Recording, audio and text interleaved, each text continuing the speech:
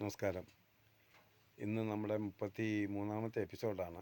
ഇന്ന് ഞാൻ പറയാൻ പോകുന്നത് നമ്മൾ ഈ മയക്കുമരുന്നിൻ്റെ ഭീകരതയെക്കുറിച്ചൊക്കെ പറഞ്ഞല്ലോ. അതിൻ്റെ കൂടെ ഒരു കാര്യം കൂടെ കോട്ട് ചെയ്ത് പറയാനാണ് ഞാൻ ഈ എപ്പിസോഡ് ഉപയോഗിക്കുന്നത്.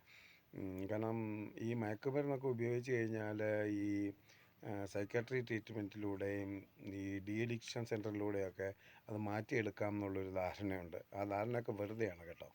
കാരണം എന്ന് പറഞ്ഞാൽ അത് എക്സൈസ് വകുപ്പിനും ശരിക്കും ഉള്ള സൈക്കോളജിസ്റ്റുകൾക്കും എല്ലാം അറിയാം അതങ്ങനെ മാറ്റാൻ പറ്റില്ലെന്ന്. കാരണം അത് ഈ ധ്യാനകേന്ദ്രത്തിലൊക്കെ പോയി വരുന്നവർ ഒരു 10% പോലും മാറ്റപ്പെട്ടിട്ടില്ല. അവർ കുറച്ച് കളയുമ്പോൾ അവരുടെ പഴയ ഇതിലേക്ക് മാറും. ഈ മാറിയത് ഈ മയക്കുമരുന്നിൽ നിന്നൊക്കെ റിമൂവ് ആയവർ, മദ്യത്തിൽ നിന്നൊക്കെ മാറിയവർ സ്വയം വിൽ പവർ കൊണ്ട് മാത്രം മാറിയവരാണ് അവരൊക്കെ ഒരു നിമിഷം കൊണ്ട് വേണ്ടെന്നൊക്കെ, ഇല്ലെങ്കിൽ പതുക്കെ നിർത്തി വരും. ഓക്കെ. ഈ മാത്രമല്ല, പ്രൈവറ്റ് ഹോസ്പിറ്റലുകളുണ്ട് ഇത് ചികിത്സിക്കുന്നത്, പക്ക ചീറ്റിങ്ങാണ്. അത് ഇന്ത്യയിലെ മൊത്തം ഈ ട്രീറ്റ്മെൻറ്റ് ചെയ്തത് ഈ ഡി അഡിക്ഷൻ സെൻറ്ററുകൾ ചീറ്റിങ്ങാണ്. അവർ പറയും 10-15,000 രൂപ ഉണ്ടെങ്കിൽ ചികിത്സിക്കുക ഒരു മാസം എന്ന്. അവർ 24,000 രൂപയുടെ ഒരു ബെഡിന്, ഒരു വാർഡിലെ ബെഡിന് വാങ്ങും അവർ. മാത്രമല്ല, അവർ കുറച്ച് ഇഞ്ചക്ഷൻ അതും ഇതൊക്കെ തരും, അവർ സ്പെഷ്യൽ ആഹാരം തരും, അവരങ്ങനെ കുറേ തടി വെച്ച് ഇവർ പിന്നെ എന്തെങ്കിലും വയലൻസ് കാണിച്ചാൽ ഇവർ ഇഞ്ചക്ഷൻ ചെയ്ത് ഇവർ കോമ സ്റ്റേജ് പോലെ കുറച്ച് ദിവസം തളർത്തി കിടത്തും. ഇതൊക്കെയാണ് അവിടെ നടക്കുന്നത്.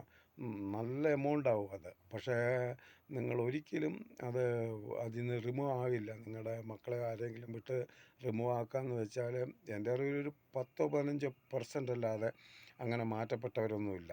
അവർ സ്വയം തിരുത്തിയാലേ ആവുകയുള്ളൂ. ഒരിടത്ത് പോയാലും ശരിയാവില്ല. അതിനേക്കാൾ ഭയങ്കര ഇതാണ് വർഷങ്ങളോളം ജയിലിൽ കിടക്കുന്നവർക്കൊന്നും ഉപയോഗിക്കാൻ പറ്റാതെ ചിലപ്പോൾ രക്ഷപ്പെടും. ജയിലിലൊന്നും ഇപ്പോൾ ഒരു ഒരു ബീഡി പോലും വലിക്കാനൊക്കെയല്ല, ആ സെക്യൂരാണ് അവിടെ ഉള്ളത്. അത്രയ്ക്ക് നോട്ടമുണ്ട്. പണ്ടൊക്കെ എല്ലാം നടക്കുമായിരുന്നു, ഇപ്പോൾ അതൊന്നും നടക്കില്ല അവിടെയൊന്നും. നിങ്ങൾ ഈ വെറുതെ ഈ ക്യാഷ് കൊടുത്ത് നിങ്ങൾ വിട്ട് കഴിഞ്ഞാൽ നിങ്ങൾ 1 മാസമോ 2 മാസമോ 3 മാസമോ വിടുക. അത് മാത്രമല്ല, ആളുകൾ കൂടെ വേണം. കാരണം അവരെ കൊണ്ട് തള്ളിച്ചങ്ങ് പോവും.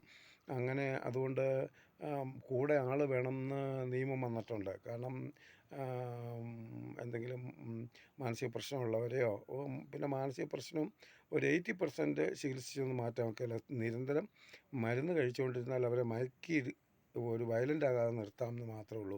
കാരണം സൈക്കാട്രിയും സൈക്കോളജിയും ഒക്കെ ശൈശവ ദശയിലാണ്. കാരണം എന്ന് പറഞ്ഞാൽ ഏറ്റവും വളരാത്ത മെഡിക്കൽ ശാഖയാണ് സൈക്കോളജി എന്ന് പറയുന്നത്, അല്ലെങ്കിൽ സൈക്കാട്രി എന്ന് പറയുന്നത്. അത് വളർച്ചയുടെ ഒരു പ്രാരംഭഘട്ടത്തിൽ മാത്രമേ എത്തിയിട്ടേ ഉള്ളൂ. ഉദാഹരണത്തിന്, ഒരു മാനസികരോഗം ഇല്ലാത്തൊരു 10 പേര് എന്ന് വെച്ചാൽ ഒരു 5 ഹോസ്പിറ്റലിൽ ചെന്ന് വെച്ചാൽ എനിക്ക് ഇന്ന പ്രശ്നമുണ്ട് അവരന്നേരം ഗുളിക എഴുതി തരും, മരുന്ന് എഴുതി തരും.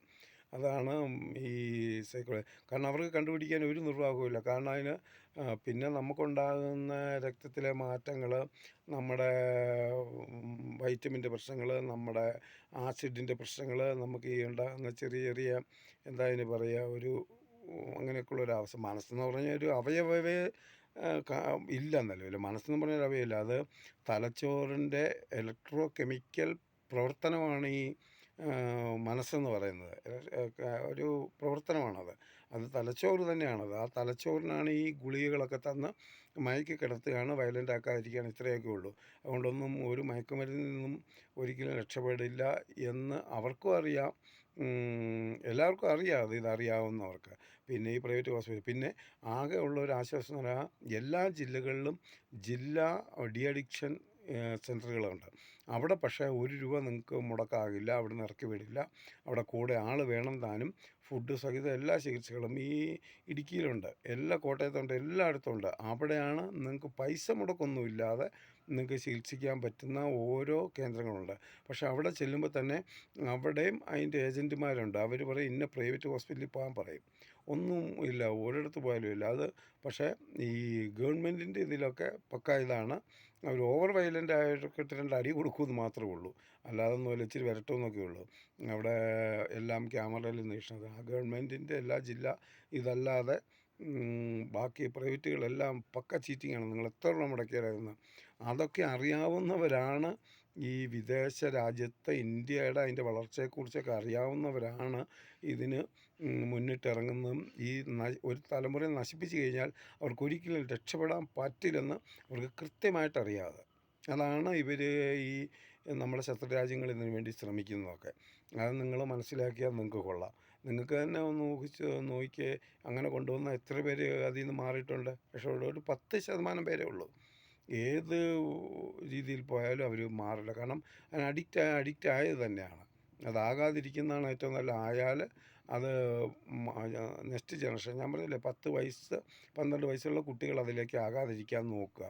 പിന്നെ ഇവരങ്ങോട്ട് കൊന്നുകളയും പിടിച്ചു കളയും, ഇവർ കൂട്ടമായിട്ട് വന്ന് ആക്രമിക്കും എന്നൊക്കെ 10, 20, 50 കേസ് കെട്ടുകളൊന്നും നമ്മൾ വിശ്വസിക്കാൻ വേണ്ട. തിരിച്ചടി കിട്ടുമെന്ന് പറഞ്ഞാലും തിരിച്ച് പ്രതികരിക്കുമെന്ന് പറഞ്ഞാലും ഒന്നും ചെയ്യില്ല.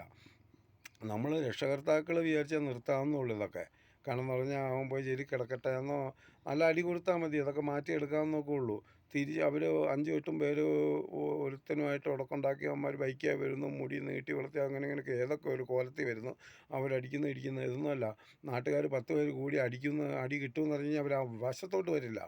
അങ്ങനെ എൻ്റെ നാട്ടിലൊക്കെ ഒത്തിരി പേരെ സമൂഹം ഇടപെട്ട്, അതായത് ഒരു 10, 35, 40 വയസ്സുള്ളവരൊക്കെ അങ്ങനെയുള്ള വ്യക്തികൾ ഇതിനൊക്കെ അഡിക്റ്റ് ആകുന്ന കുറവാണ്. അവരൊക്കെ ഇടപെട്ട് ഒത്തിരി പേരെ അക്രമത്തിൽ നിന്നും പിന്തിരിപ്പിച്ച് വിട്ടിട്ടുണ്ട്. അങ്ങനെയൊക്കെയുള്ള അവസ്ഥകളുണ്ട്. അല്ലാതെ ഇവരെ പേടിച്ച് ഇവർ കൊന്നുകളയെന്നൊന്നും പറഞ്ഞ് നിൽക്കണ്ട. കൊന്നാലും വലിയ വിഷയമൊന്നുമില്ല, കാരണം ആരെങ്കിലും രക്ഷപ്പെടുന്നത്. ഈ ഒരു സംഭവം കൂടെ ഞാൻ കോട്ട് ചെയ്ത് പറയാനാണ് ഞാൻ ഈ എപ്പിസോഡ് ചെയ്തത്. ഓക്കെ, നന്ദി, നമസ്കാരം. അടുത്ത എപ്പിസോഡ് വീണ്ടും കാണാം.